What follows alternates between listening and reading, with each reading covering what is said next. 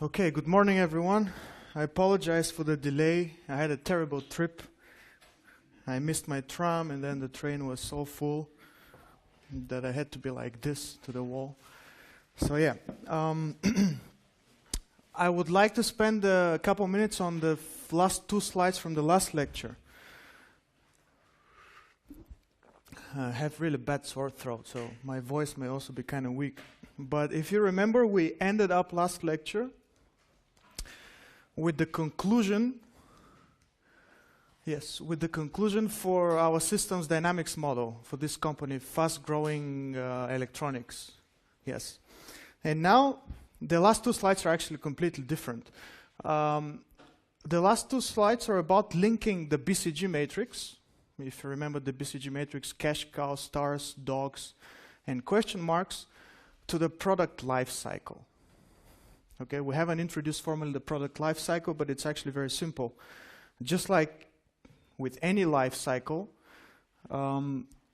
every product has phases, and in general we can recognize 4 phases. I think they're mentioned here. No, they're mentioned here. Okay, let's look at this graph. We have introduction of the product growth, maturity. So this is where the market gets mature, and then saturation. Now, personally, I wouldn't call this saturation. I would call it decline or something like that, because saturation implies that things reach kind of an asymptote, right, in a technical sense. But for some reason, people decided to stick with saturation. However, they mean decline. The maturity and saturation for me are synonymous. But that's how they use it. So what's shown here is for whatever product, we have the profit and we have the sales. And of course, they more or less have the same shape, given some assumptions on the costs to produce this product. So the development costs, they're more or less similar across all phases. So this distance here is more or less the same. But the shape is important. Please remember the shape. It's a bell-shaped curve, right? So we have increase in whatever product, and then a saturation, or maturity, and then saturation. So we'd like to link this product life cycle. It's a life cycle. I mean, the life cycle idea is very simple. We'll see more examples of life cycles today. But we'd like to link this to the BCG matrix. And the BCG matrix was these 4 different categories for products. And it's basically this one, right? So if we have a hot selling product, let's think about what a hot selling product is. How does it start? It starts with an immature market, new market, and the product is selling very fast. So there's a high growth in still undeveloped market. So it's kind of a question mark. We start as a question mark. We have this product which may sell a lot in this new market. So we start, the product life cycle is here, right? So the green curve is the product life cycle. So that point would be exactly this introductory phase, this one. The orange curve is the learning curve. Learning curve meaning what do you know about this product? About the technology, about the demand, about the market. What do you know about this product in general? I obviously don't know you still need to know a lot. There is a lot for you to learn. All right? Now, if it's a hot selling product, it will move in this direction. It will become a star. And remember, a star is a very fast growing product in a new market. All right? So it's a star. We're right here. It grows very fast in the green curve. We're in the growth phase. You know a little bit. What you need to know is a little bit less than before. And even if you look in this, there's additional information here, which is the income that you get and the expenses, the investments you make in this product. Obviously, in the beginning, you need to make a lot of investments for this question mark to become a star. Once it's become a star, you kind of start getting a lot of money for it with relatively fewer expenses. It's a hot selling product, so the next phase, this is the growth phase. It will mature eventually. What will become of it is a cash cow, right? So we're in the maturity phase. It's a cash cow, meaning that we get even more money out of it, and we don't have to invest as much compared to the previous cases. And we know, obviously, a lot more. And then eventually, even if it's a hot selling product, it will become obsolete and goes back to dogs. If it's a hot selling product. If it's not a hot selling product, so we start as a question mark, we don't know what it is. It turns out not to be a hot selling product. Well, it's a dog immediately. So the jump is here. That's the most unfortunate case. All right, so this was the last few slides from last lecture. Let's start with the new one. This is 6.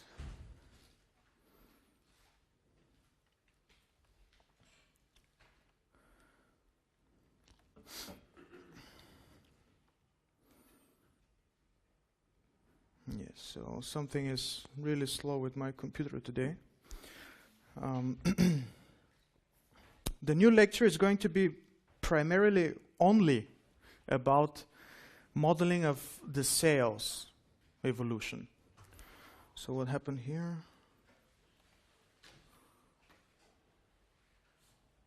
Doesn't open. Oh, okay.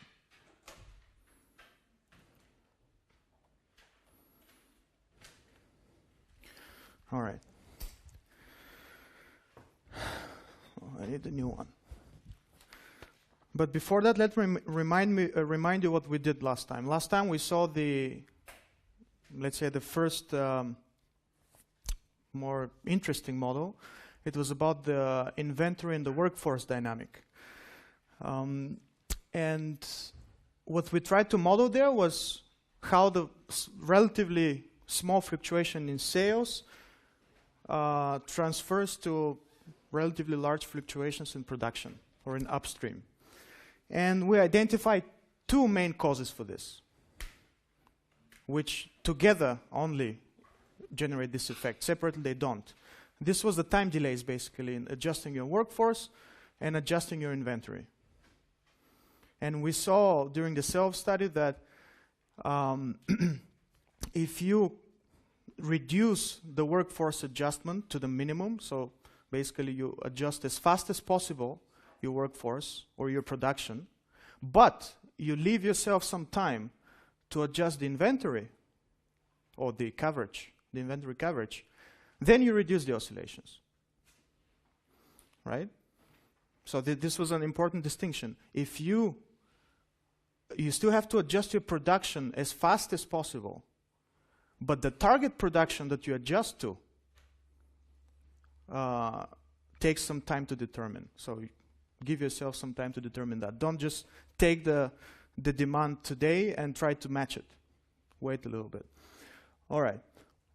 Then we looked at the case study. It was a very successful result. They saved a lot of money. The numbers are given in the last lecture.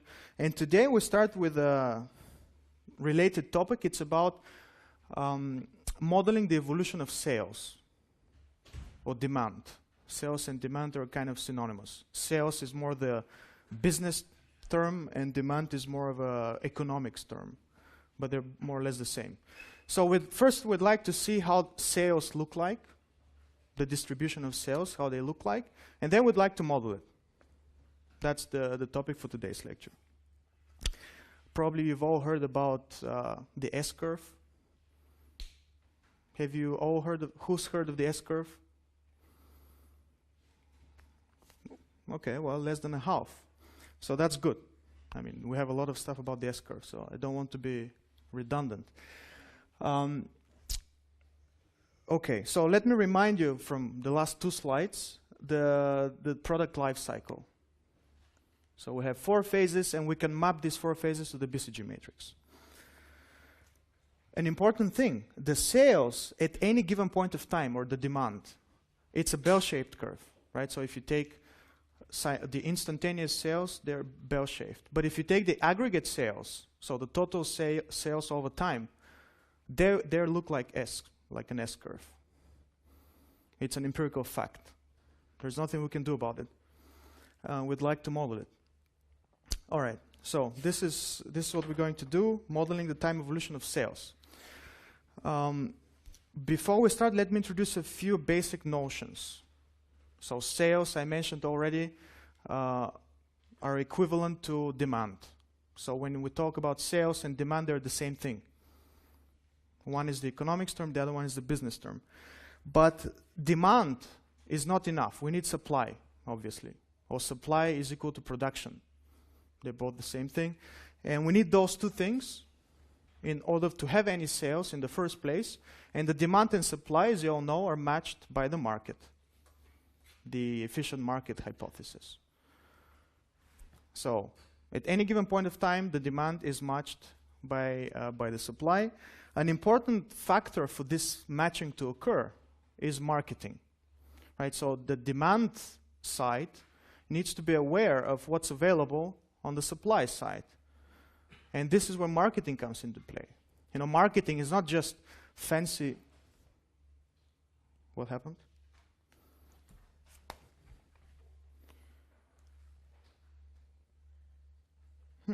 I think my my battery is kind of down. Although it didn't say anything.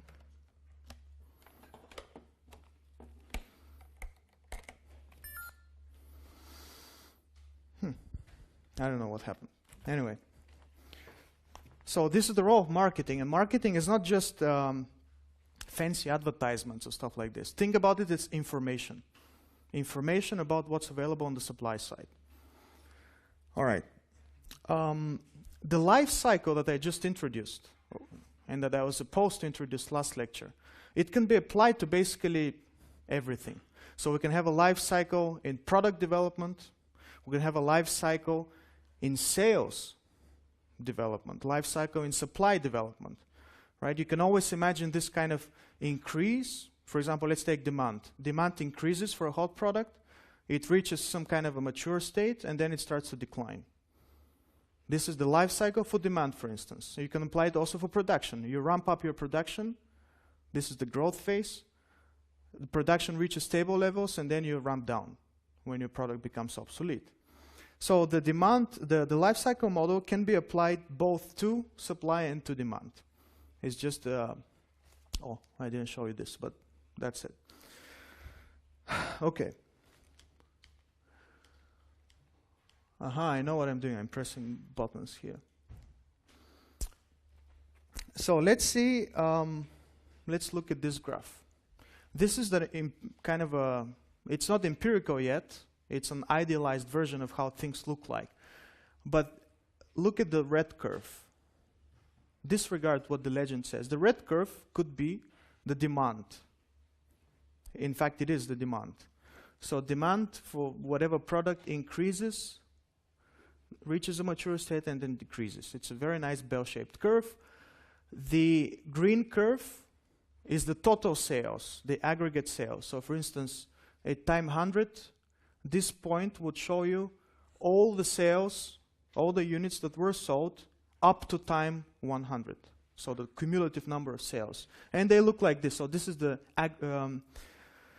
aggregate demand, or the cumulative demand. It looks like this. And the blue curve don't care about it. But we'd like to model this situation. And I'm starting to introduce the model now. These guys, it's the famous bus innovation model. Probably you've seen it somewhere else as well. Have you? Who's seen it? The bus innovation model?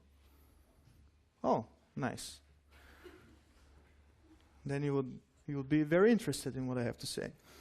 All right. So the bus innovation model, or our, let's say, before we start with the bus innovation model, our hypothesis would be obviously demand or sales. They depend on customers, so somebody needs to buy it, and those that don't know yet about the product. We call them adopters here. The adopters are people who've already bought your product, and we have the people who still haven't bought it. That's all that we have in our simple model.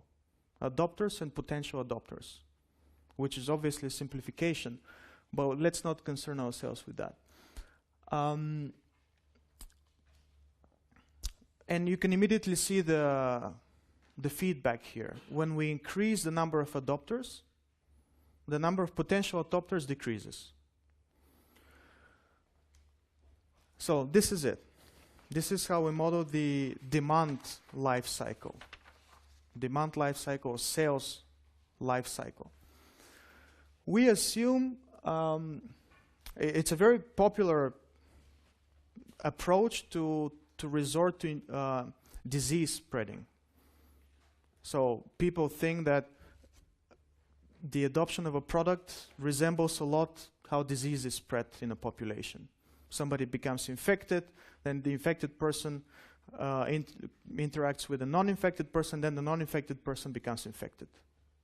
The real disease spreading models, or they're called also the susceptible infected models, SI, and then there should be actually an R for recovery. So susceptible infected recovery models assume that you have susceptible people, potential adopters in our case, infected people, actual adopters, and we have those who've already recovered. They will not get sick anymore. They will not infect anyone else. But the bus innovation model disregards those. So for the bus innovation model, we only have adopters or infected people and non-adopters, non-infected people. And obviously the adopters infect, in a sense, the potential adopters. We don't have people who have bought the product and then they don't want to buy it anymore, meaning they've recovered. We don't have this. So this is how it goes. We have a potential adopter, and a potential adopter becomes an adopter somehow. This somehow is given by that rate here, the transition rate K, and it resembles a chemical reaction. So with a certain probability, a potential adopter becomes an adopter. We can model this a little bit more.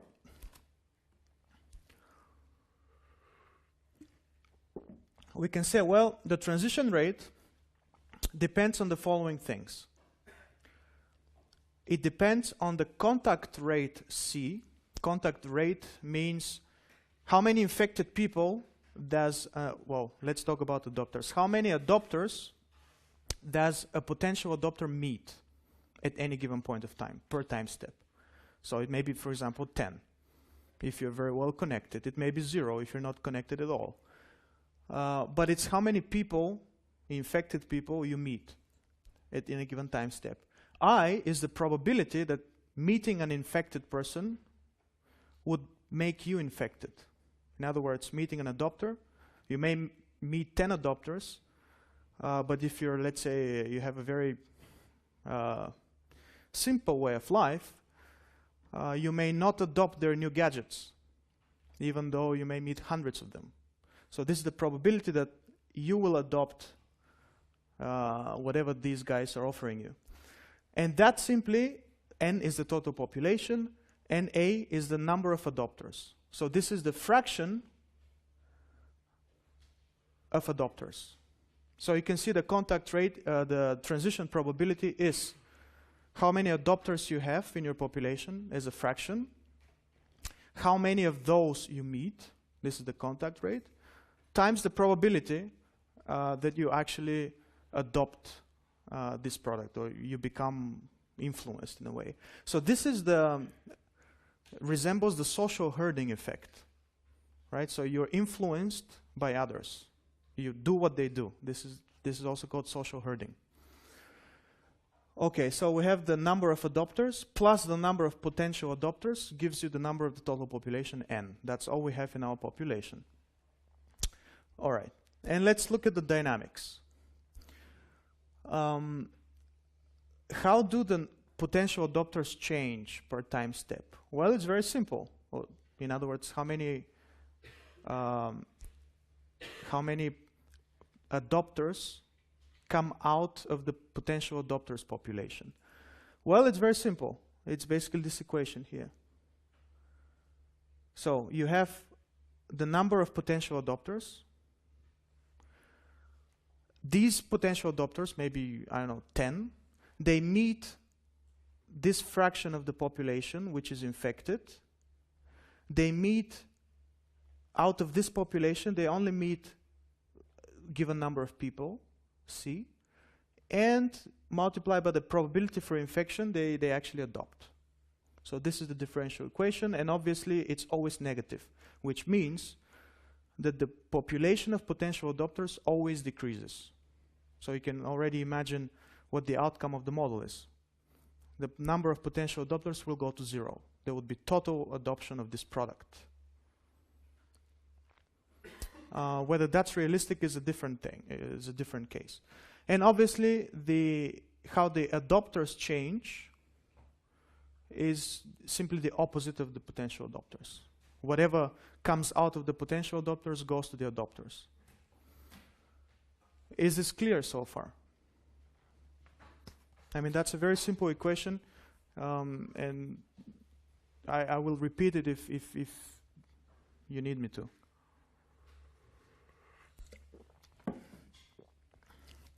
Even if it's not intuitively clear, you will have to do it in the self-study. So it will become clear. It's one of the simplest models, the bus innovation model. It has lots of flaws, lots of disadvantages. We'll talk about them. But to get a feeling of these things, you just simply need to do it. And please note the increasing difficulty in the self-studies. So first you had to work with a model which is in Vensim. This was the rabbit fox population. It's right there, just open it. Then you had to build a model given the model structure in the slides. This was the workforce inventory model. You had all the components. But now you have to build a model just from these two differential equations. It's a very simple model. You have just two stock variables. But you still have to do it. And there are interesting things you can do to study it. Okay, so this was one way to model the demand life cycle. Let me remind you, by demand life cycle, we mean the sales evolution in time. Okay? They're both the same thing. Now we'd like to know, how can we extend this demand? Right? As a company, you would not like to reach this maturity phase and then go down, but you'd like to extend the demand, to generate more demand, if you'd like. And the next few slides are about this. How do we extend the demand life cycle, or the sales evolution? And think of it in this way. Imagine that for a given product or a given technology, you have a certain demand potential. Okay? So imagine, in the ideal case, the whole world are your potential customers. Okay? And you want to tap into more and more customers with time. So that's one way to look at it. The other way to look at it, I already said. You generate new demand. But you can also look at it in this way. We don't generate new demand. The demand is given, but we just cannot tap into all of it. And we'd like to tap more into it. How you can do this? Well, in two ways. You can introduce a new technology, but still address the same need for your customers. Okay, so the examples in the next few slides are about audio technology. So let's stick with audio technology. The demand, or let's say the need of your customers for audio technology to listen to music, all kinds of stuff, is given. And let's assume that potentially the whole world wants to do this. But of course, depending on your technology, you may not be able to tap into everyone. Look at this. For instance, this is the vinyl records. They're a nice way to listen to music, but you cannot tap into the whole population. You need special care. You need to take special care of those things. You need special equipment to play them. There are special ways how you need to store them. So it's kind of a hassle. Not everybody is willing to do this.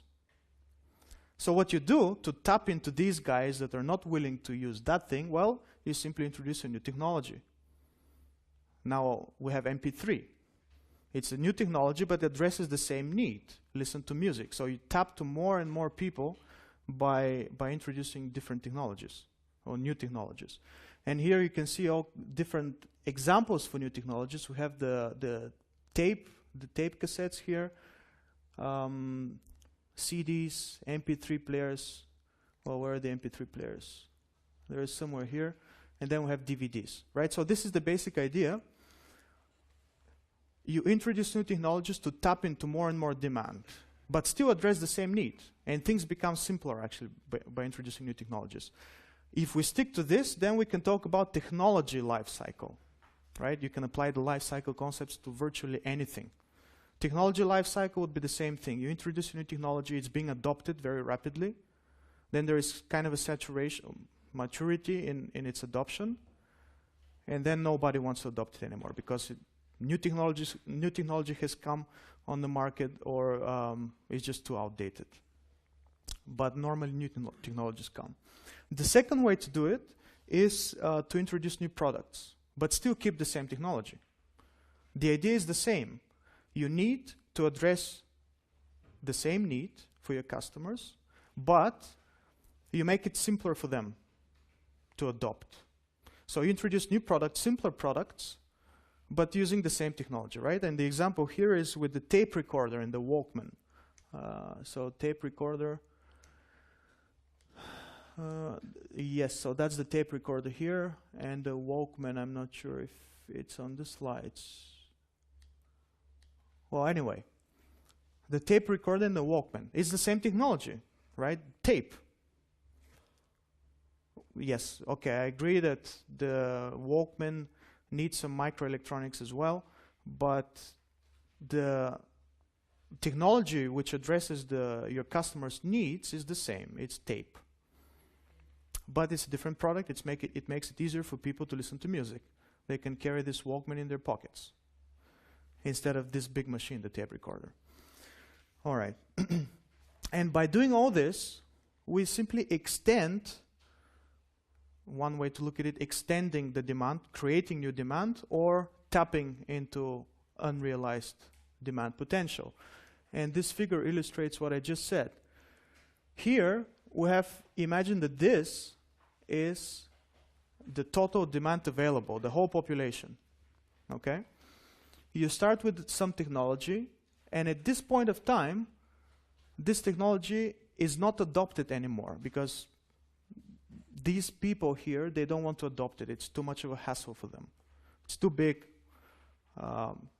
It needs too much care, stuff like that. So what you do, well, you introduce a new technology to tap into these additional people. The same thing you can do with products.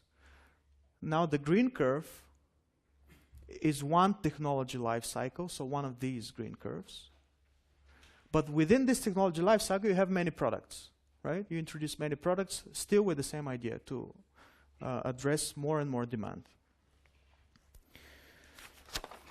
All right. So these were kind of a preliminary remarks into technology adoption and product adoption. So this is technology adoption, product adoption. Now what we'd like to do is to look in more details into technology adoption, how new technologies get adopted. Or in other words, it's basically the same as how people buy this new technology, or in essence, it's again the sales evolution, our main theme for today. So how do technologies get adopted? First of all, you may know from experience, I'm pretty sure you know from experience, that technologies can be adopted in two different dimensions. It's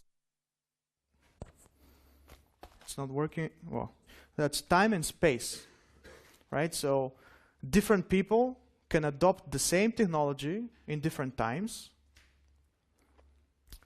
For instance, early adopters adopt the latest gadgets when they're released. Late adopters, they wait for the price to go down and still adopt the same technology. Or in space, you know that different countries get the latest gadgets at different times, depending on the product.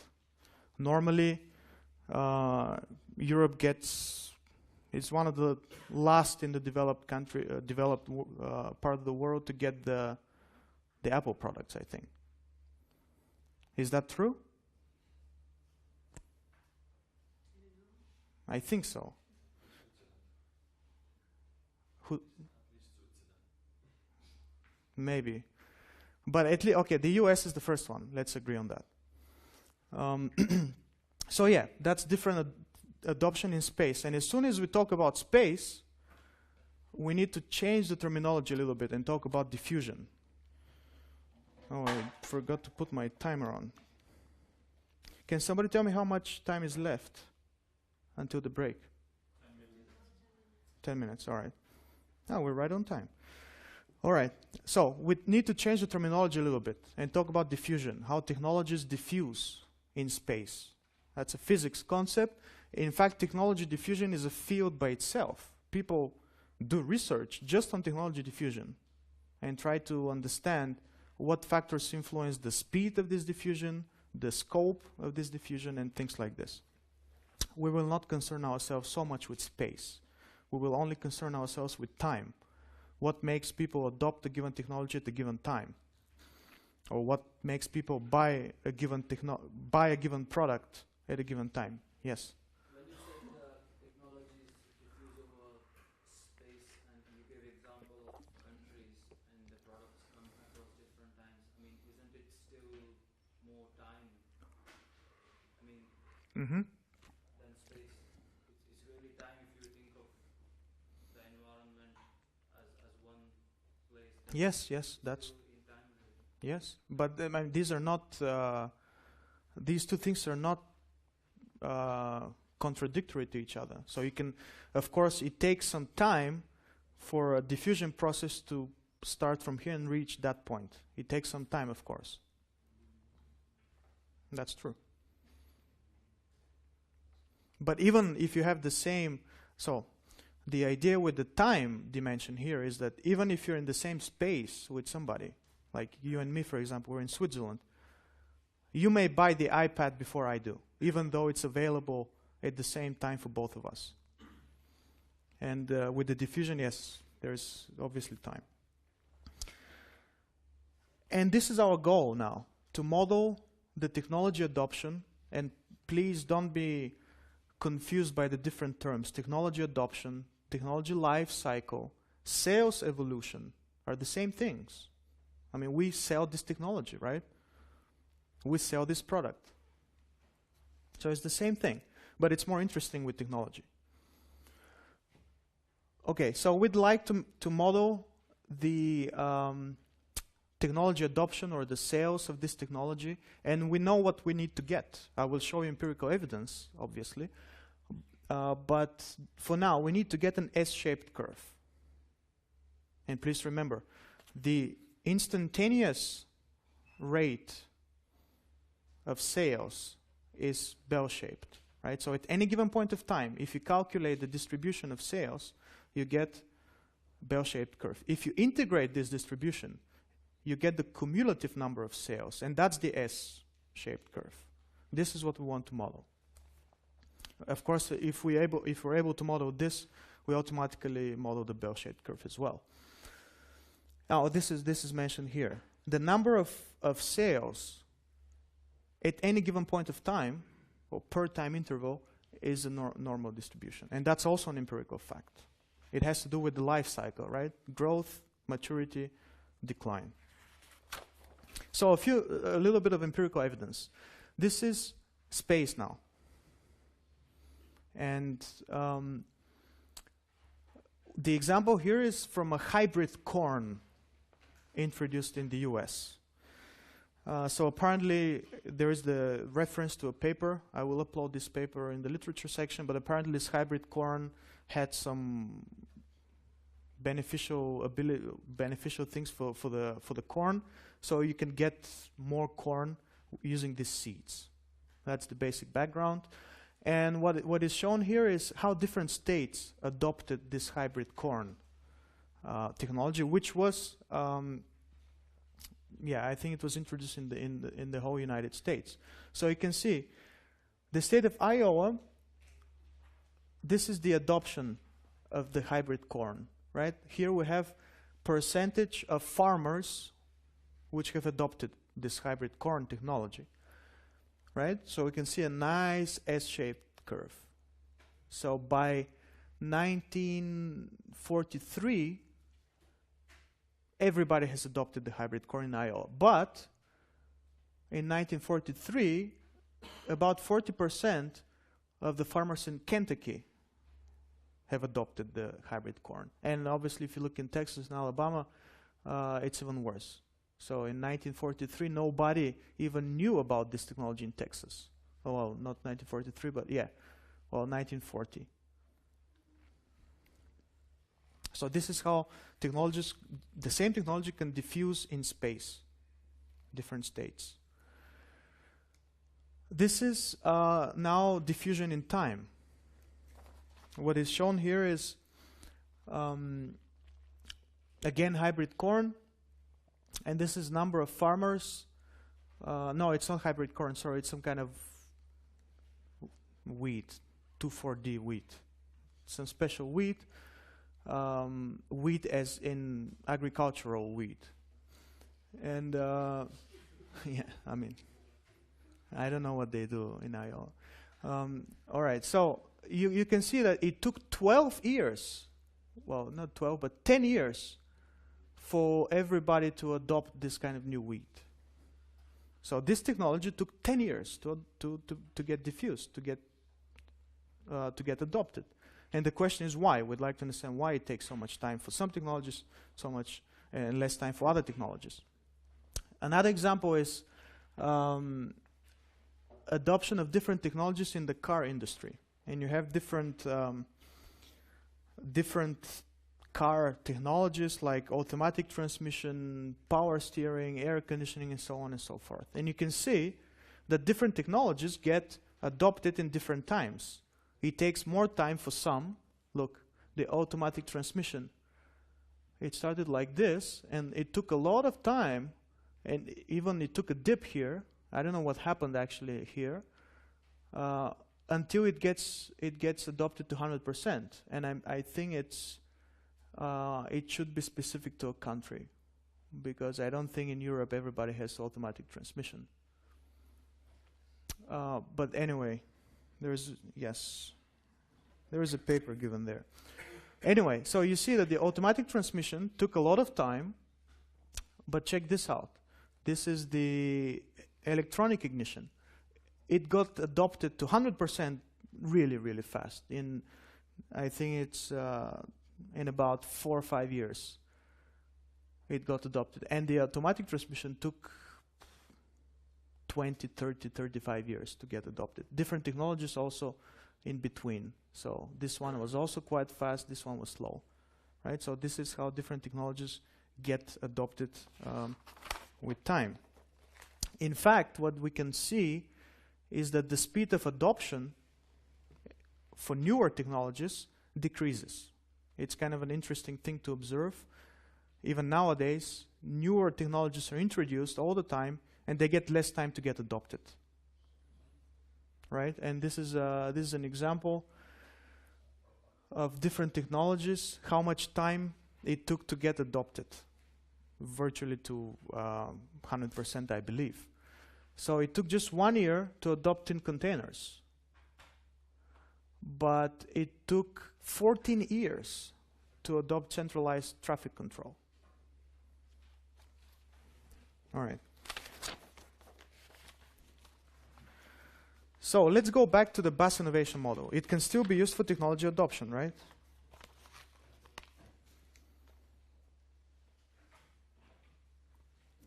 We'd like to explain the S-curve for technology adoption.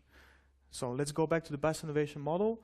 Remember, we have adopters and potential adopters.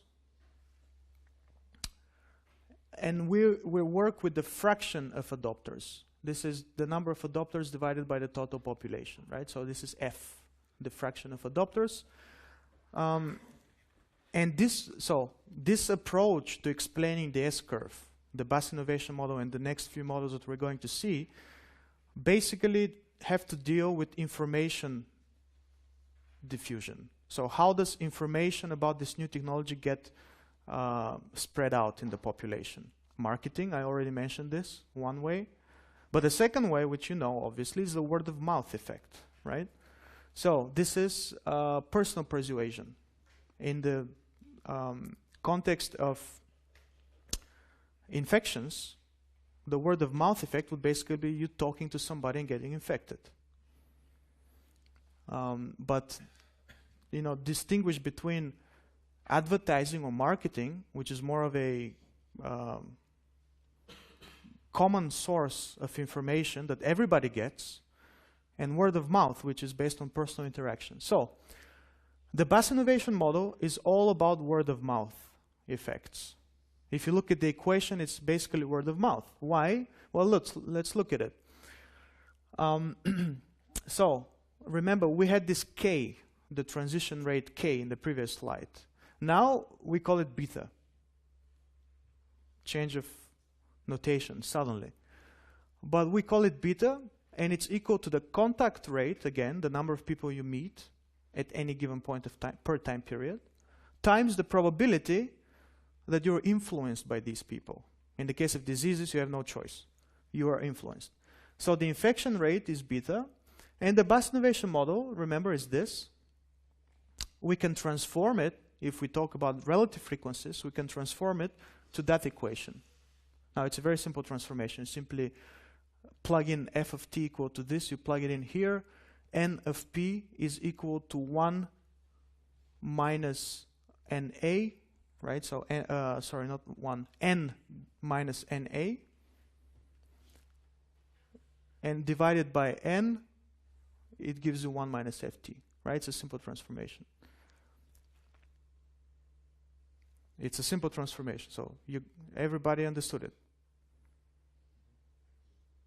Who got it? Not enough, not enough. All right. How much time do we have? 1 minute. Okay, that's enough. Because yeah, that's basic thing, and we will need this in the coming slides, right? So you have this C times I, and I would just write NP as N minus NA. Okay?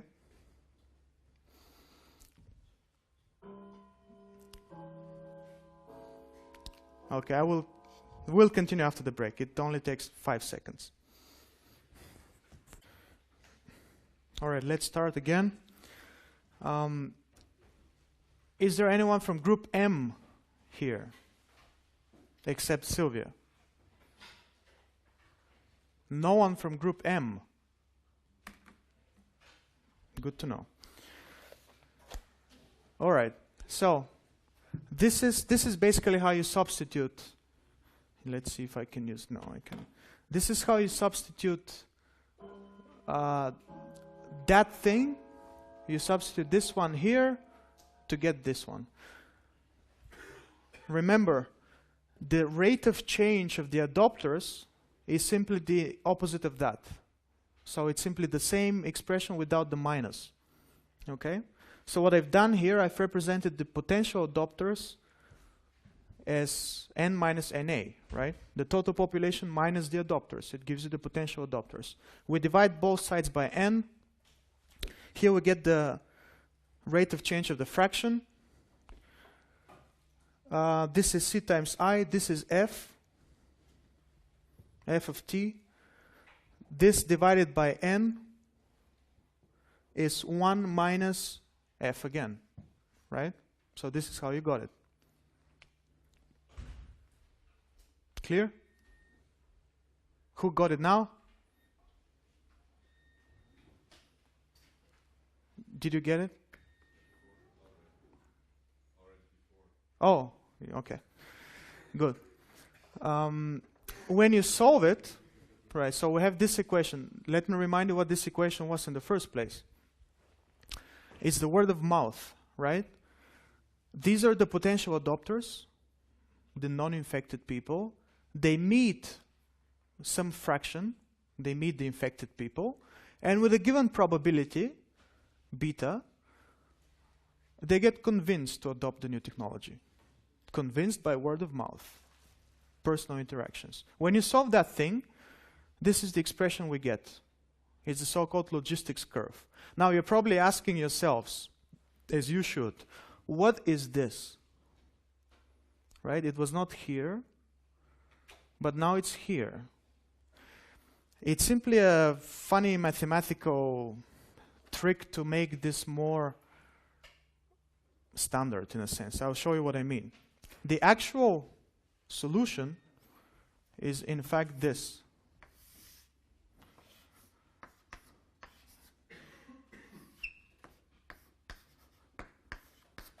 Okay? This is the constant of integration. It's given by the initial condition minus beta times t, right? But if you transform it in this form, so if you just make the substitution mu is equal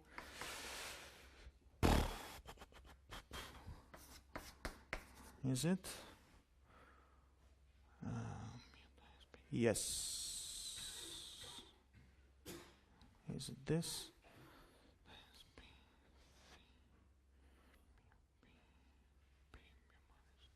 Yes, that's it. So if you just make this substitution, you get that. From here, you just get that directly. And why is that interesting, or let's say more useful than this? Well, you can say that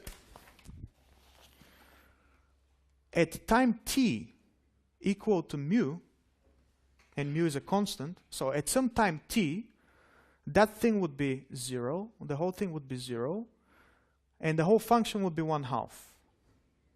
And if you remember how an S-curve looks like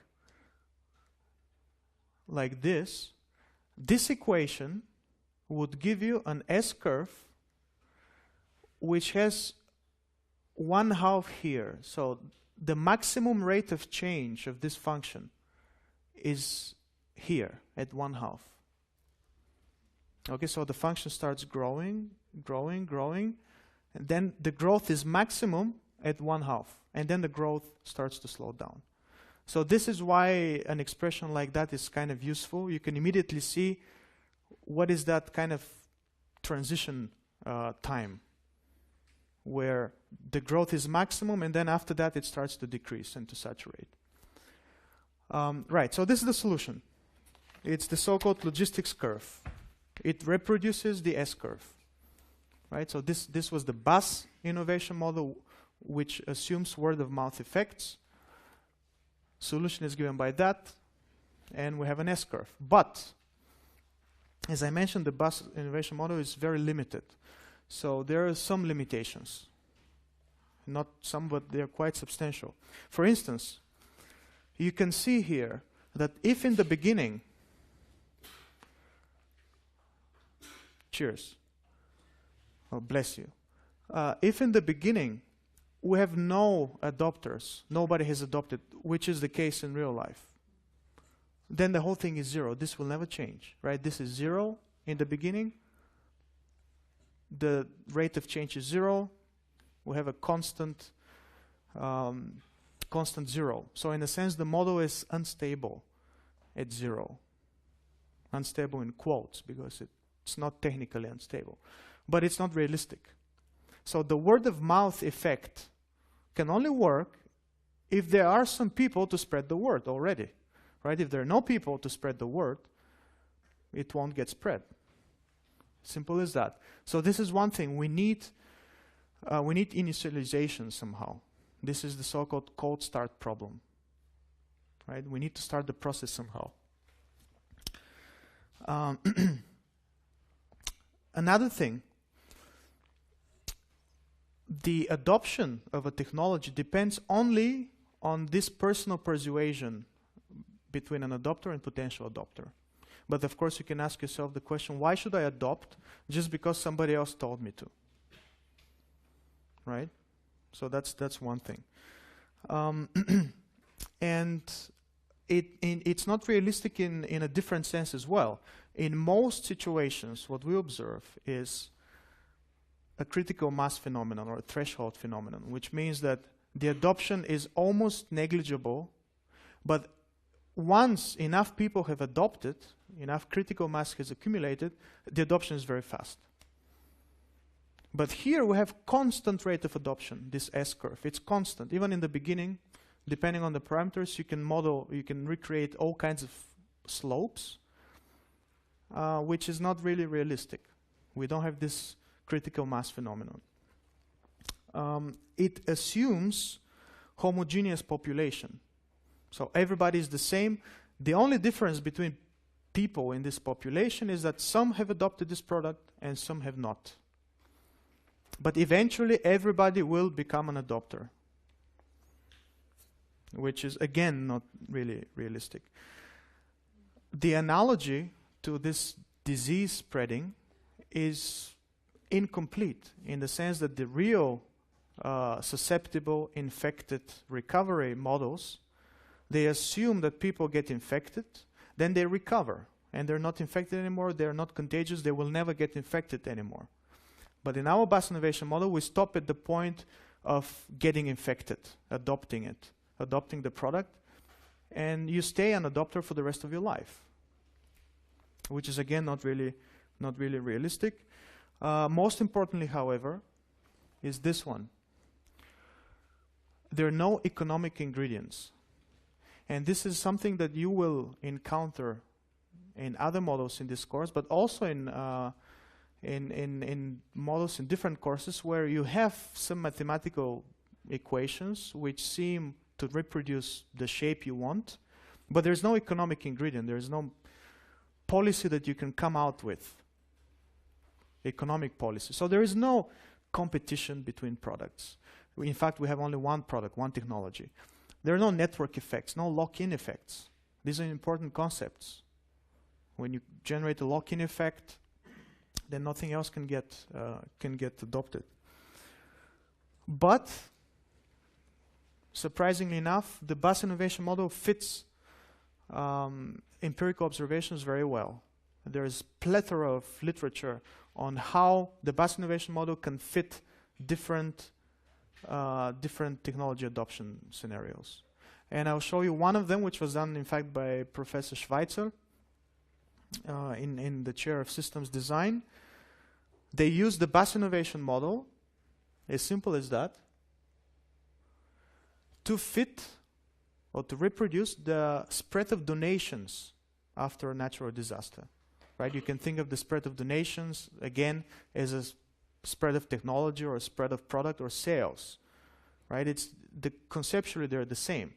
You do something based on the influence of the others. You buy a product, you donate money, you adopt a technology. It's all the same conceptually.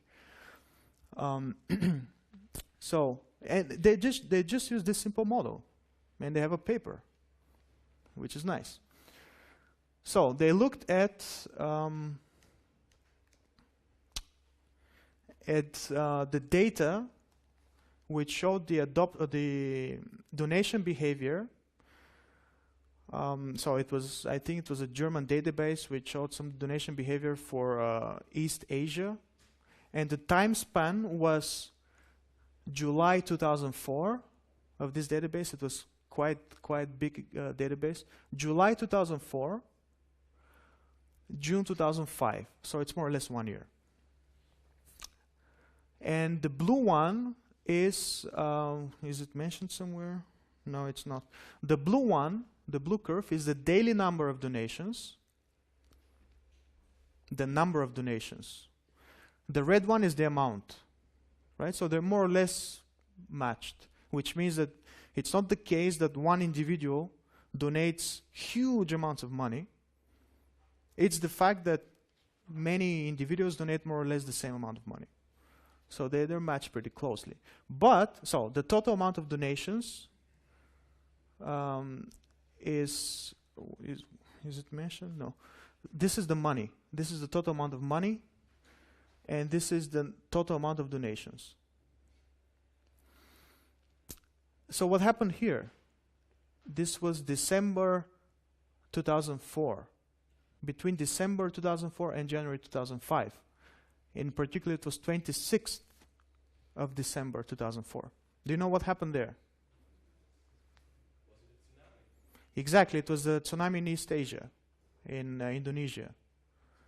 Right, so there was this, well, it was an earthquake and then a tsunami. And look at this spike. So it's not the fact that here we have no donations. No, in fact, we do. See, this is the time span from July 2004 to December 2004. So this line. There are still donations, but compared to this peak, they're virtually zero. Okay. So what they found is an S-curve. It's slightly strange looking S-curve, not really strange, but it's prolonged at the high end, right? So the red dots are the empirical data, the empirical distribution of donations, or the cumulative number of donations, if you'd like, and this is time, right? So this is May 2005. Everything has been donated so far. Okay, so it's an S-curve, and the blue one is the bus innovation model, the one that I showed you with these parameters. This one, oh sorry. Oh yeah, it's in your notes. So what we do here, please look at your notes now. You have a slightly different representation of the bus innovation model, and the difference is the beta. So we had a beta there, but now the beta is 1 over tau. Now don't get confused. The reason is the following. So beta shows you the probability of getting infected. It's multiplying C times I, the contact rate, the number of persons you meet, times the probability you get infected. So beta is, let's say, the number of infections, if you'd like. When you divide 1 over beta, you get, let's say, the time between two successive infections. So the tau, 1 over tau that you have, the tau would basically be your time between infections. So the longer the time, the bigger the tau, the smaller the beta, and the more time you have to wait before there is an infection occurring. So what will happen is your S-curve will get kind of stretched, right? The increase would be slow. If the tau is very small, meaning beta is very high, you just have to wait a little bit between infections, so you immediately get the S-curve like this. So the tau is simply used to introduce a time dimension, to think about time. So they fit this model, this data, they fit it with the parameters mu. Mu was over there, and this is the time, tau. They don't mean anything. This is one of the critics for the bus innovation model. Economically, they don't mean anything, these parameters. But they still fit the data. Now, do they? Do we have a good fit? What do you think? Would you like this fit? Yes?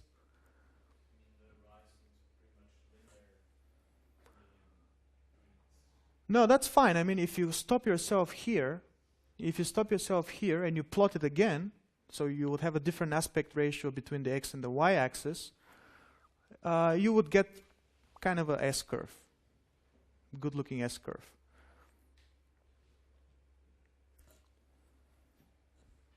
Is this a good fit? It's intuitive. I mean, there is no right or wrong answer. Would you accept this as a good fit? If you're a manager and I come to you and I ask you, well, this is a model that reproduces our sales, and based on this model I propose that now we introduce a new product, for instance. Would that be a good fit? Intuitively, what do you think? It's not? Yes. Who said yes? How many say yes? And the others say no, I assume. All right. Well, yes and no. Aren't you a little bit suspicious what's going on here?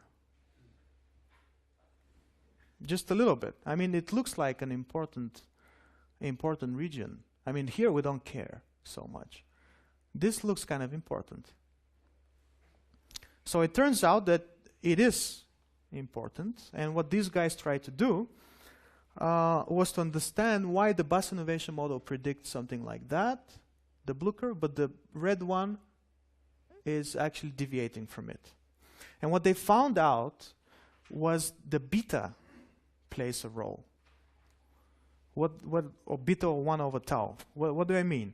Now, beta, remember, is the number of infected people per time period. It's the multiplying the contact rate times the probability of getting infected. Or let's talk about adopting, in adoption terms, the number of people you meet who've already adopted times the probability that they will influence you and you will adopt. But as time goes, the bus innovation model assumes that this beta is constant. But in reality, as time goes, beta doesn't have to be constant. Maybe as time goes, you're less susceptible to word-of-mouth influence. Right? So in the beginning, when a new gadget comes out, everybody is excited about it. The new adopters, the early adopters, are very excited about it. They're very aggressive in promoting this gadget to their friends. But as time goes, maybe the early adopters or the adopters become less convincing. They become less enthusiastic in spreading the word, in a sense. And potential adopters, they're not so easily influenced anymore. So beta changes. It could be. Right? That's one hypothesis. And they tested this hypothesis. And it turns out it's true. So what these guys tried to do, they tried to fit beta. This is 1 over tau. So, yeah, ironically, not ironically, but unfortunately, this C is not the same as this C. Okay? They're different C's. This is the contact rate. Contact rate, the number of adopters you meet per time interval. C is just a constant here. So they tried to fit 1 over tau. They extracted from the data. This is the extracted 1 over tau, the red one, as time goes by. So you see, even without fitting anything, you see that 1 over tau goes down, which means that the time for adoption increases. What could that mean? Well, that could mean exactly this: lack of interest. People lose interest in this new thing, in this new technology, or adopters become less enthusiastic in promoting this new technology. Regardless, the time increases, and they've managed to fit it with this kind of a quadratic equation. And yes, the coefficients are not given, but of course they were estimated from the data. So that's how you can, yes, and it's also said here, in the early stage of this disaster, people were really willing to donate money. They were easily influenced by pictures in the media and by communicating with other people. But as time goes by, they're less, they become more indifferent. Okay. So this is yes. But could you identify the right day or the right period where you see this shift in behavior? Basically, it could come, for example, a news which is saying, we don't know how this information will be distributed. Yeah. So the question is, can we identify this time when we observe this kind of shift? The answer is, I basically it cannot be answered because the question is not precise in the sense that this is not the threshold process. It's not like we have a lot of interest and then zero interest. This is how the interest develops, right? So what is this point is up to you, how you define it, right? Maybe for you, at this point of time, we can say now there is a clear indifference in the population, and now we take this time. But maybe for somebody else, it's here, right? So it's kind of difficult to to pinpoint qualitatively even where we want to be on this kind of curve. Was that good enough? If you use deride the curve, maybe it's giving you an idea. Oh, if you take the maximum of the derivative, yes, that could be one candidate. That could be one candidate. Yes. Okay, so this was an example how the bus innovation model can be used to fit real data. It's not just corn, hybrid corn, but also as kind of diverse as donations. Now, let's look at improvements to the bus innovation model, namely how to solve the cold start problem. One idea, so remember the bus innovation model was word of mouth effects only.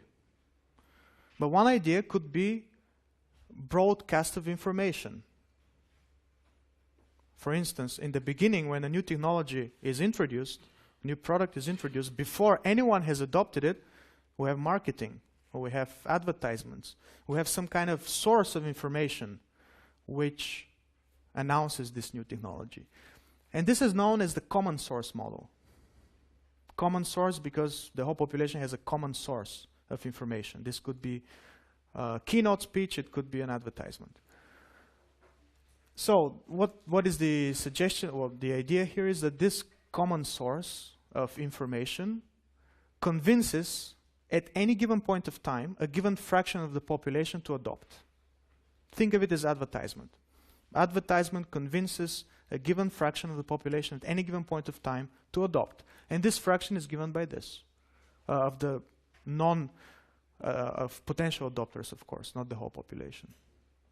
This is the fraction. And if you just have this model, without the word of mouth effects, but just the advertising effects, well, this is the dynamics, right? It's simply alpha times NP, but NP was basically 1 minus FT. So this is the relative frequencies again. And this is the rate of change of the adopters. The resulting function is an exponential. It looks like this. This is obviously not an S-curve. It solves the cold start problem, but it's not an S-curve. It's just an exponential. And I don't know why this is black, but these different curves correspond to different alphas, right? So when we increase alpha, obviously the curve increases faster. Okay. Well, we already have the ingredients to improve the bus innovation model. The bus innovation model was only word of mouth. Here we saw only advertisement. Well, let's combine them. Word of mouth and advertising. You know, this is how modeling works in general. You take little blocks and you combine them together and you see what happens. And this is called the mixed source model.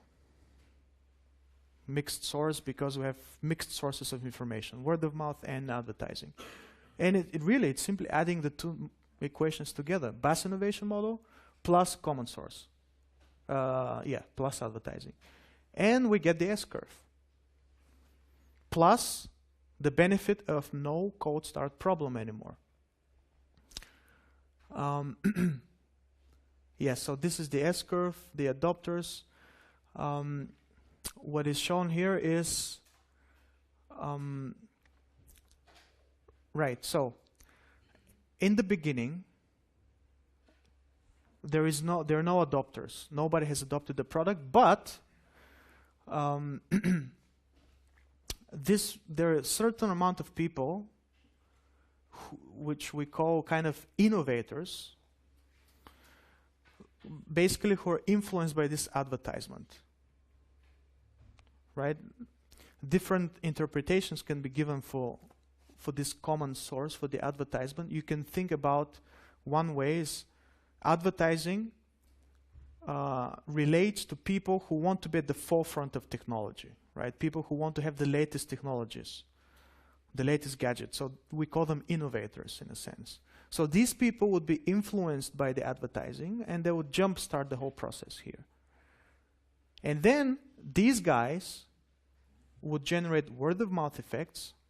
In addition to that, the advertising still works. So in essence, when we combine these two things, we get the new adopters are like this, and this is simply the imitators. These are only the people who are influenced by word of mouth. They imitate what other people do. All right? And they obviously develop like this. And the difference between these two curves are these people who are influenced by advertising. Okay.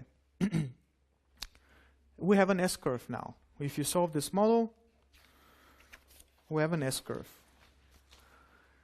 Don't concern yourself too much with this equation. We do some variable substitutions to make it look nicer, but in fact this is the S-curve. And choosing the right parameters, you can reproduce different shapes of the S-curve. For instance, look at the green one. We can reproduce this kind of little dip and then increase like that. And again, this shouldn't be black. Anyway, so this is the mixed source model. If you want to do it in Vensim. It's not part of the cell study, but if you do it, it would be very nice. It's a very good exercise. We have the two components, word of mouth. This is Buzz.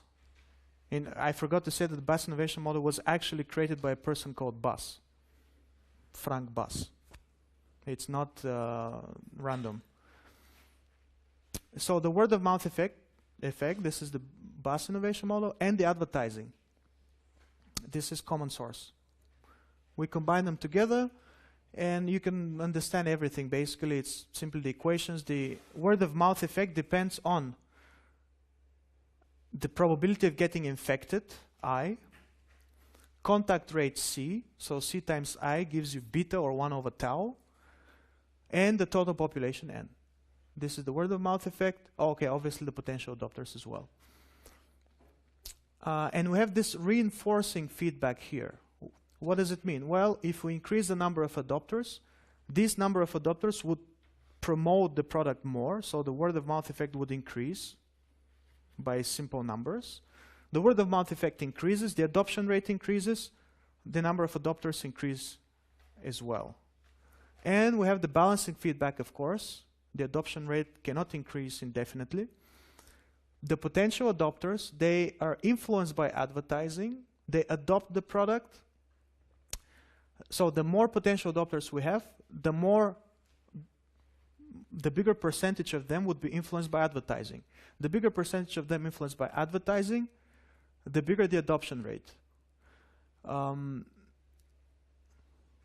Where's the balancing feedback now?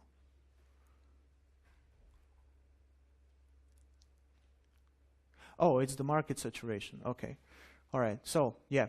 So the bigger the potential adopters, the bigger percentage of them would be influenced by advertising, the bigger the adoption rate, but then the bigger the adoption rate, the less the potential adopters, because we have a limited number of potential adopters.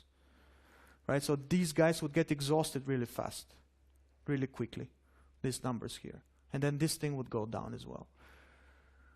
Yes, so for the advertising, this is alpha, the advertising effectiveness, if you'd like. We introduced this as a percentage of people who get influenced by advertising, which in other words is the advertising effectiveness here, and then that's the mixed source model. How can we improve it? We can, of course, improve this model a little bit.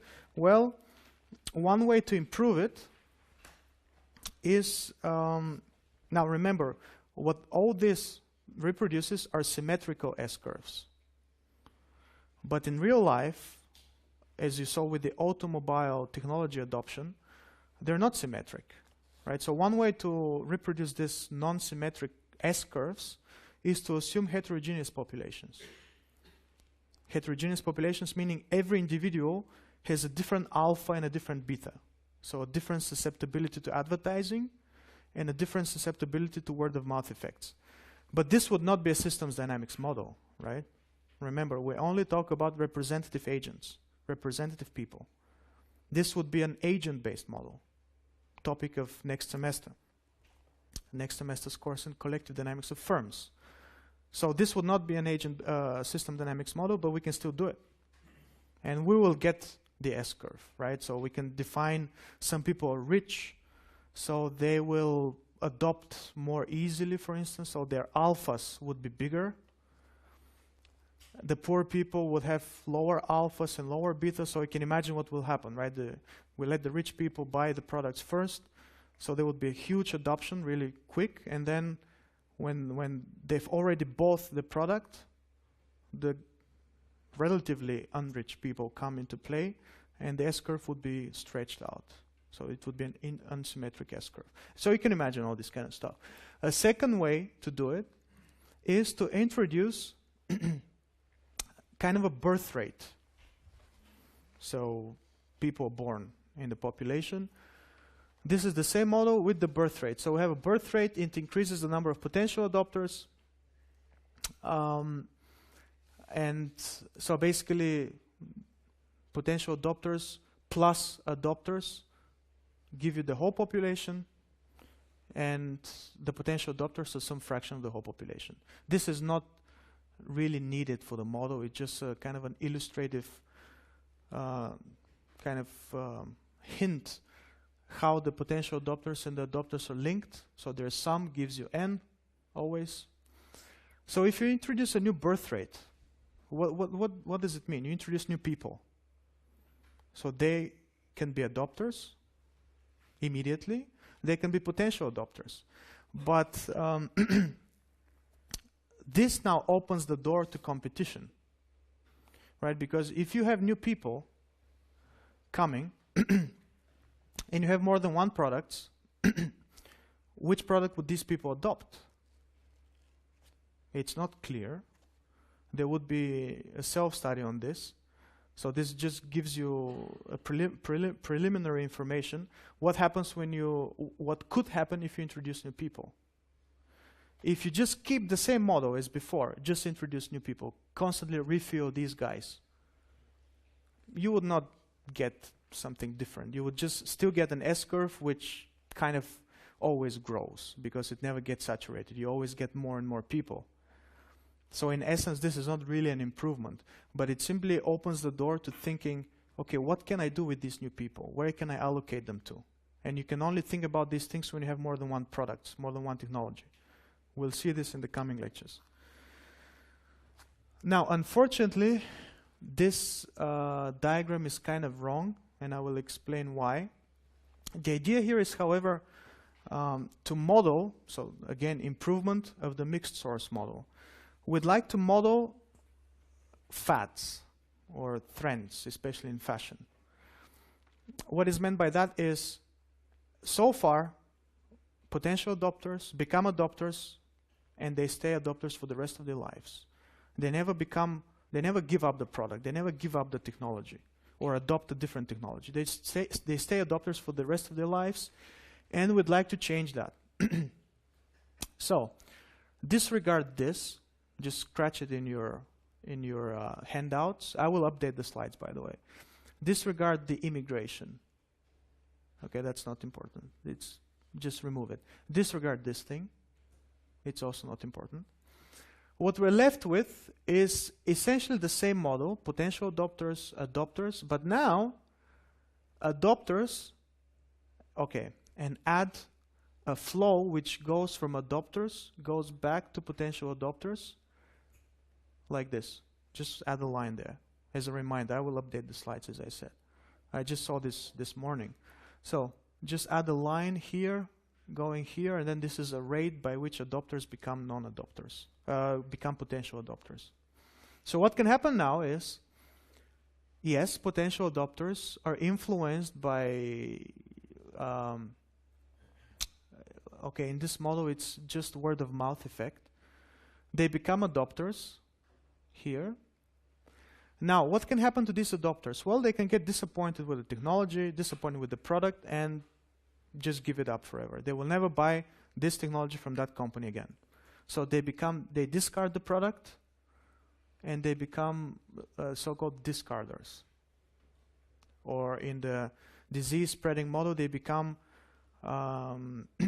recovered. They've recovered from the disease. They will never get sick again. So we can forget about them. And of course, they have some discard rate by which they discarded.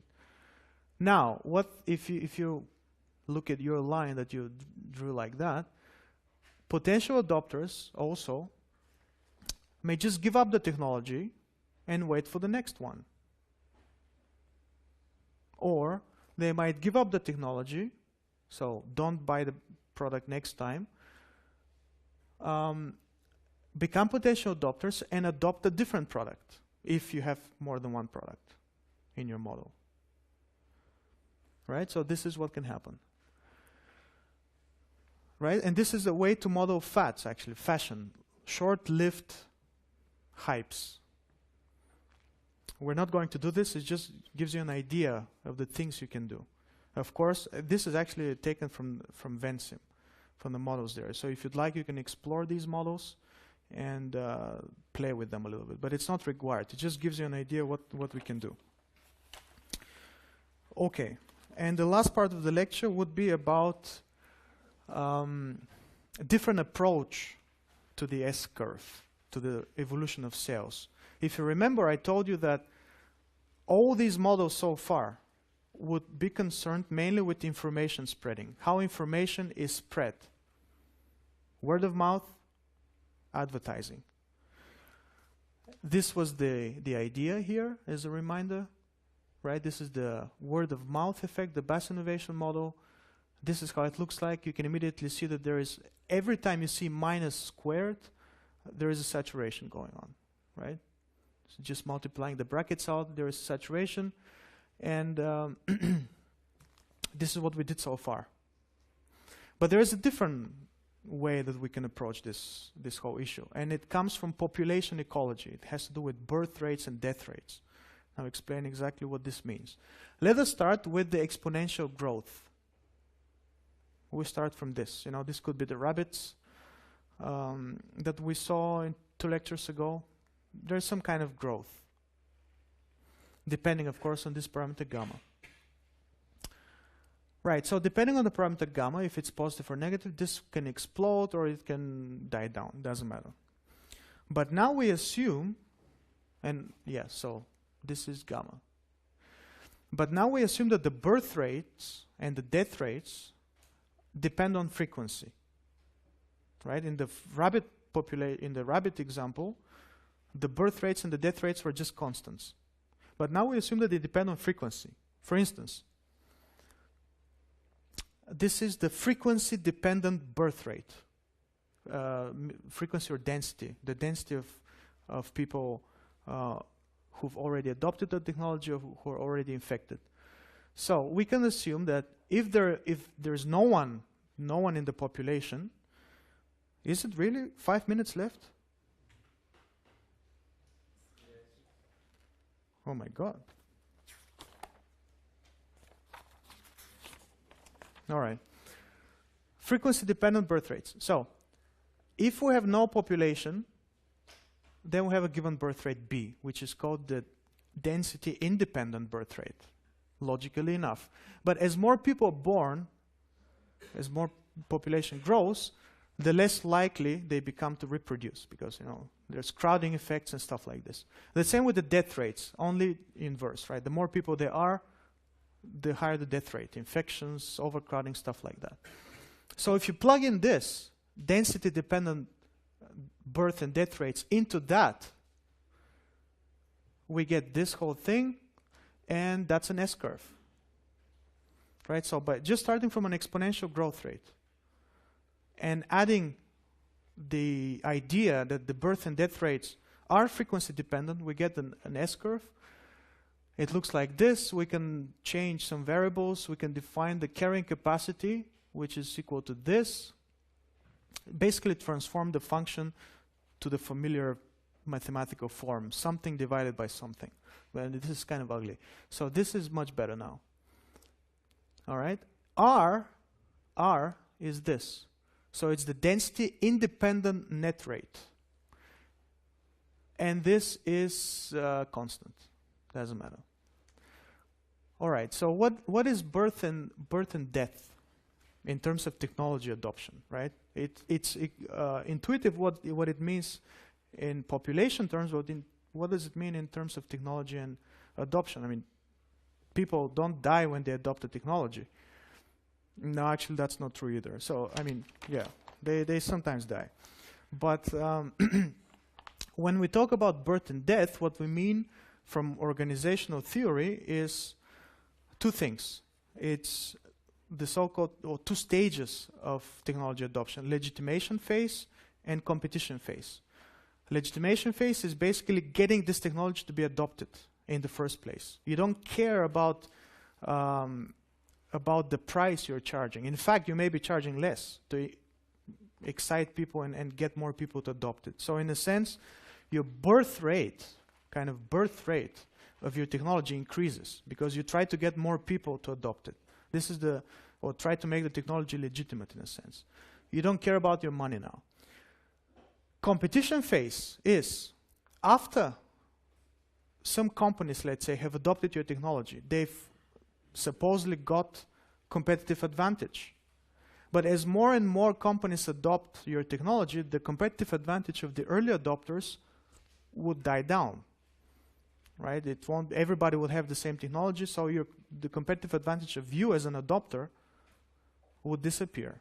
So there is now a competition between the people, between the firms who've adopted a given technology, which means that there is less incentives for new companies to adopt that technology.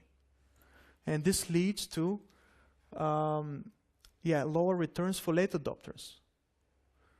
And that leads to the saturation here. Let me see if I can show you one interesting slide. Yes. So this was the birth and death. This is now, I mean, it's basically the same thing about hybrid corn again. What the guy tried to do was to take this, right? So this is kind of a density independent net rate, and this is some constant, and try to fit the data. And there is some kind of a regrouping of that term, right? B is the rate of adoption, the speed of adoption, and A is simply positions the curve on the time scale. It's not so important. This is not so important. This is the important thing, the rate of adoption of your technology. And the guy tried to look at this and tried to fit the corn adoption pattern into this. So what he did is the following. Taking the log of that leads to this, right? It's also a simple transformation. This is the natural logarithm. So if you as the researcher take your corn data, hybrid corn data, you calculate that from the data, and you try to do a simple regression. This is a simple regression, all right? And he found this. This is the rate of acceptance, or the growth, beta. And you see that some states, if you remember, different states adopted differently. Some states have a very slow adoption. Some states have like Indiana, I don't know. I think so, yes. Have very high rate of adoptions. And this is the R-squared value. It's how many percent of the variation in your data is explained by the model. This is very good. I mean, very high values. This is the carrying capacity, don't care about it. What cares is this. So he fitted the data with using the normal linear regression, he found this. So now the question is, and with this I will end, why, remember the original question, why does this state adopt a technology faster than this one, for instance? Okay? And what we do here is multiple regression. You simply assume, well, there are different factors which influence the adoption. These different factors are called X, right? So in his regression, the X's were the size of the farm, the productivity of the farm before adoption, the productivity of the farm after adoption, and I think, the profitability. Yeah, not just the size, but also the profitability of the farm. So, this is basically a basic multiple regression. You've seen it before, especially in econometrics. right? So what he did, what he found, this is the results, but this is the conclusion, is that only large and efficient firms adopted the hybrid corn. Only large and efficient firms. Isn't this counterintuitive? You would normally expect that inefficient firms would adopt a new technology hoping to become efficient.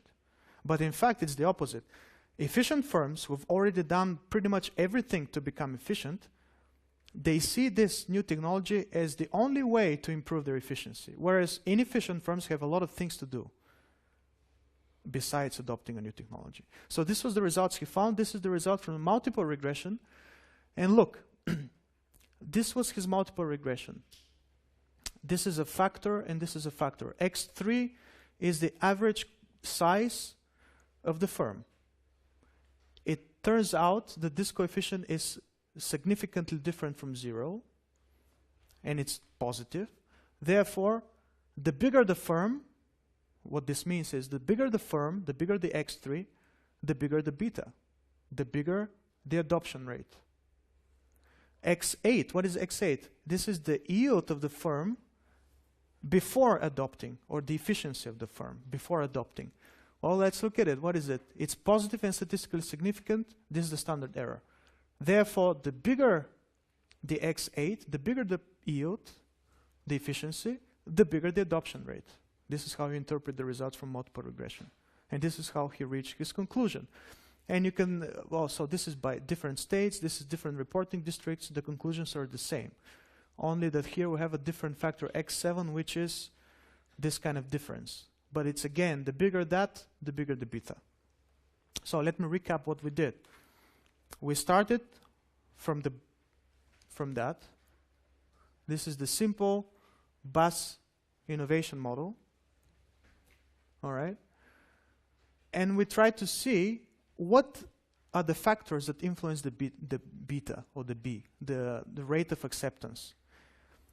And in this particular case, it was an empirical study, first of all, so it wasn't like a conceptual thing like we did last time. But it was an empirical study. You do a multiple regression. First, you do a regression. You try to find out, the most important thing, you try to find out whether your data actually follows this. If you couldn't fit this, you're wrong. This is not an S-curve. Your data is not an S-curve. But he fitted that and then tried to find out what beta is. And this was the multiple regression model. Okay, that's not so important. These are just concluding remarks which you can read yourself. They're really conceptually easy. One important thing I'd like to mention is that the S-curve, or the bus innovation model, or all the models actually that we saw today, they leave out firm strategic behavior. There's no strategic behavior on the firm's side when they adopt the technology. They simply either influenced by advertising or by other firms. But there is no strategic behavior like I will adopt if my competitors adopt or something like this. And we will work with these models in the coming lectures. An important thing also, competition. We saw competition between technologies. Not between technologies, but competition between firms for the same technology. Does it promote diffusion or not? If you remember this argument, I said that it doesn't. But actually the evidence is inconclusive, because if you think about it, if the firms, like it said here, if the competition between firms decreases their profits, then of course they will not adopt a new technology. They will have less money to do this.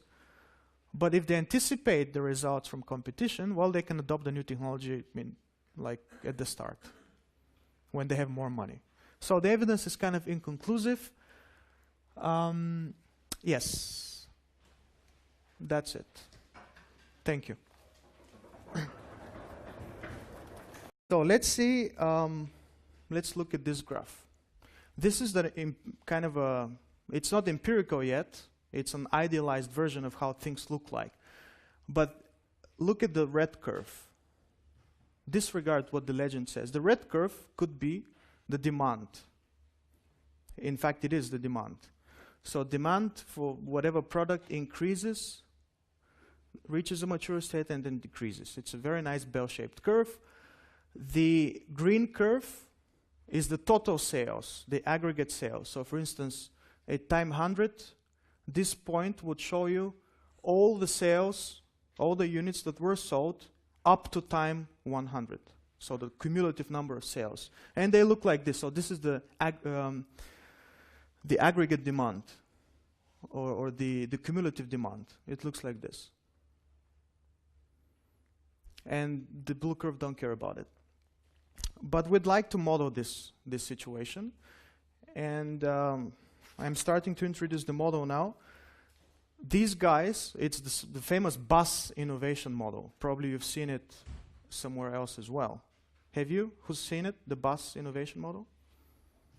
Oh, nice. Then you would be very interested in what I have to say.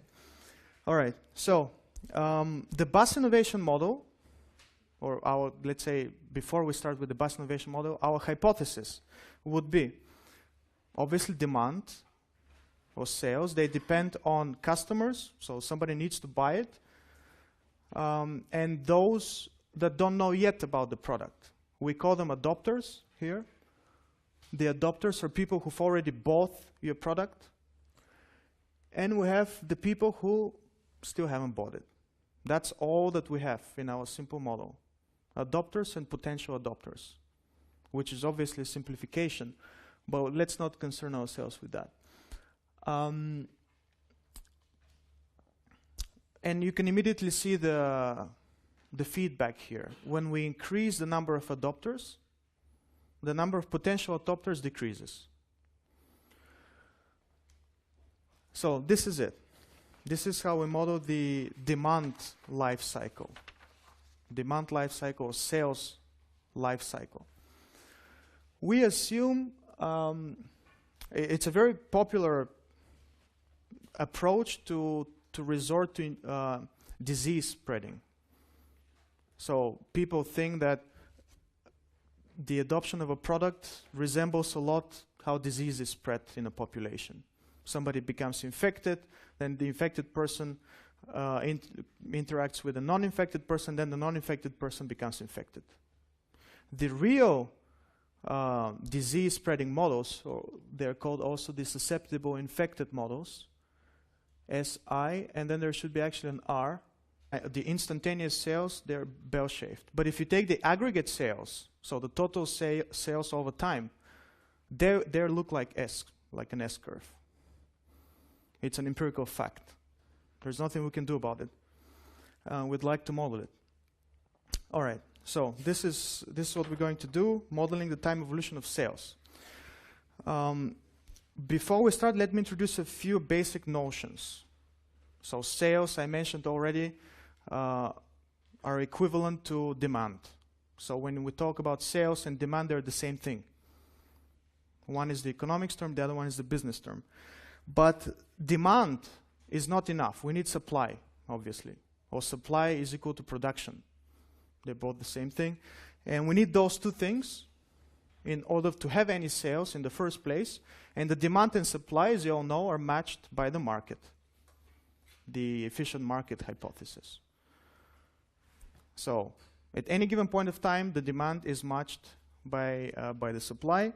An important factor for this matching to occur is marketing. Right? So the demand side needs to be aware of what's available on the supply side. And this is where marketing comes into play. You know, marketing is not just fancy. What happened?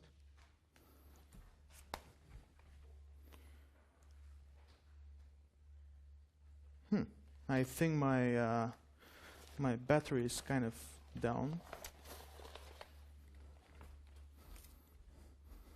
Although it didn't say anything.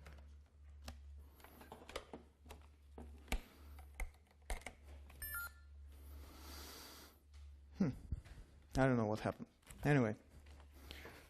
So this is the role of marketing. And marketing is not just fancy advertisements or stuff like this. Think about it as information. Information about what's available on the supply side. All right. the life cycle that I just introduced, and that I was supposed to introduce last lecture, it can be applied to basically everything. So we can have a life cycle in product development, we can have a life cycle in sales development, life cycle in supply development, right? You can always imagine this kind of increase. For example, let's take demand. Demand increases for a hot product, it reaches some kind of a mature state, and then it starts to decline. This is the life cycle for demand, for instance. So you can apply it also for production. You ramp up your production. This is the growth phase. The production reaches stable levels, and then you ramp down when your product becomes obsolete. So the demand, the life cycle model can be applied both to supply and to demand. It's just, oh, I didn't show you this, but that's it. Okay. I know what I'm doing. I'm pressing buttons here. The product is selling very fast. So there's a high growth in still undeveloped market. So it's kind of a question mark. We start as a question mark. We have this product which may sell a lot in this new market. So we start, the product life cycle is here, right? So the green curve is the product life cycle. So that point would be exactly this introductory phase, this one. The orange curve is the learning curve. Learning curve meaning what do you know about this product? About the technology, about the demand, about the market. What do you know about this product in general? I obviously don't know you still need to know a lot. There is a lot for you to learn. All right? Now, if it's a hot selling product, it will move in this direction. It will become a star. And remember, a star is a very fast growing product in a new market. All right? So it's a star. We're right here. It grows very fast in the green curve. We're in the growth phase. You know a little bit, what you need to know is a little bit less than before. And even if you look in this, there's additional information here, which is the income that you get and the expenses, the investments you make in this product. Obviously, in the beginning, you need to make a lot of investments for this question mark to become a star. Once it's become a star, you kind of start getting a lot of money for it with relatively fewer expenses. It's a hot selling product, so the next phase, this is the growth phase. It will mature eventually. What will become of it is a cash cow, right? So we're in the maturity phase. It's a cash cow, meaning that we get even more money out of it, and we don't have to invest as much compared to the previous cases. And we know, obviously, a lot more. And then eventually, even if it's a hot selling product, it will become obsolete and goes back to dogs. If it's a hot selling product. If it's not a hot selling product, so we start as a question mark, we don't know what it is. It turns out not to be a hot selling product. Well, it's a dog immediately. So the jump is here. That's the most unfortunate case. All right, so this was the last few slides from last lecture. Let's start with the new one. This is 6.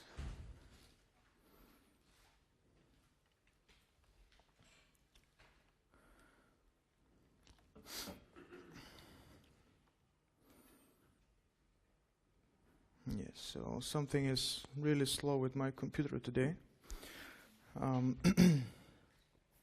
The new lecture is going to be primarily only about modeling of the sales evolution. So what happened here?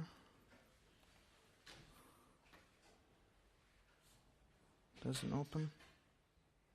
Oh, okay.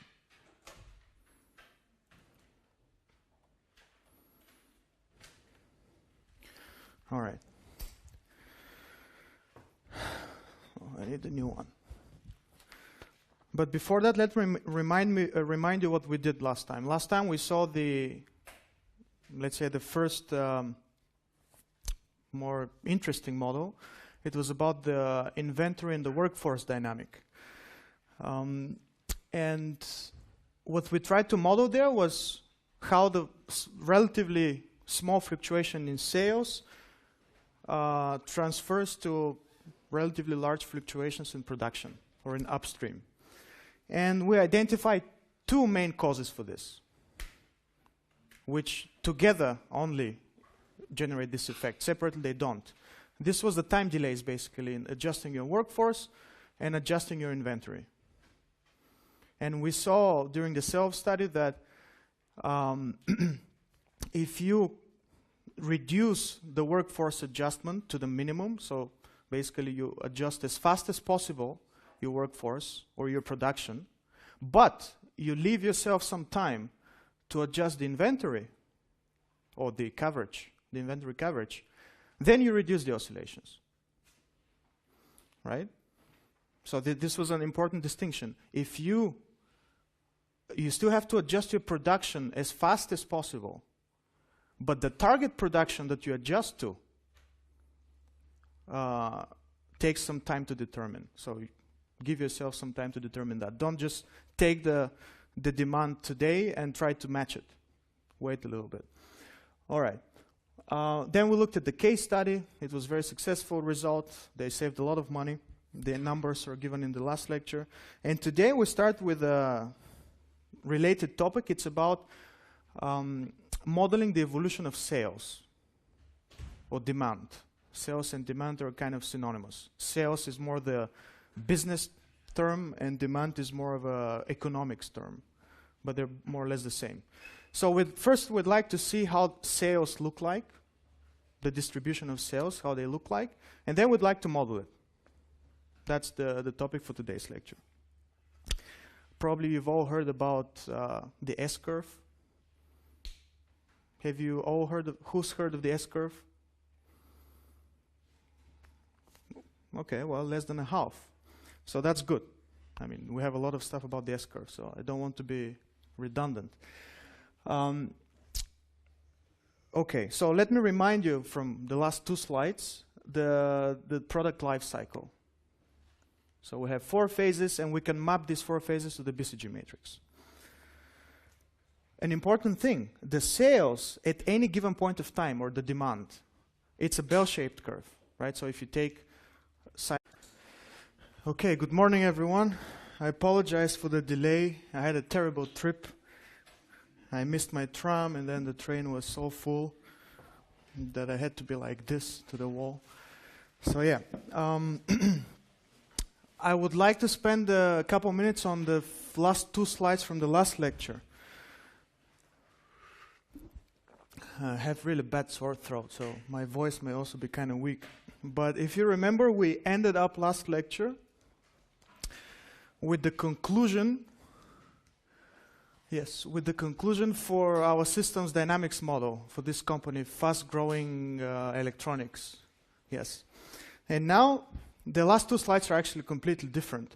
The last 2 slides are about linking the BCG matrix. If you remember the BCG matrix, cash cows, stars, dogs, and question marks, to the product life cycle.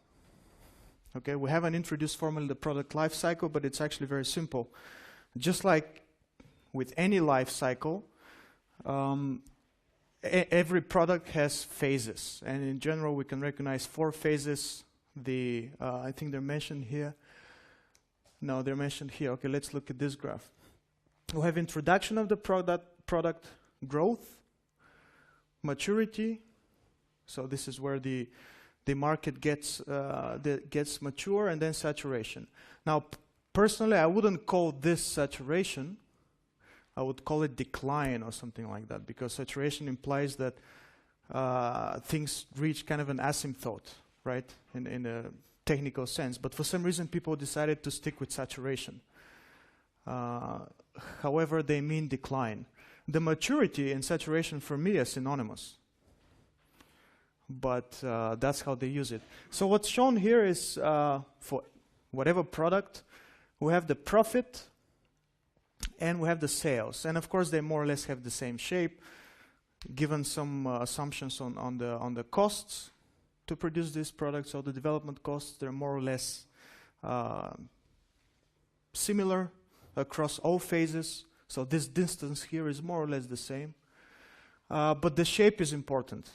Please remember the shape. It's a bell-shaped curve, right? So we have increase, in whatever product, and then saturation, or maturity, and then saturation. So we'd like to link this product life cycle. It's a life cycle. I mean, the life cycle idea is very simple. We'll see more examples of life cycles today. But we'd like to link this to the BCG matrix. And the BCG matrix was, these 4 different categories for products. And it's basically this one, right? So if we have a hot selling product, let's think about what a hot selling product is. How does it start? It starts with an immature market, new market,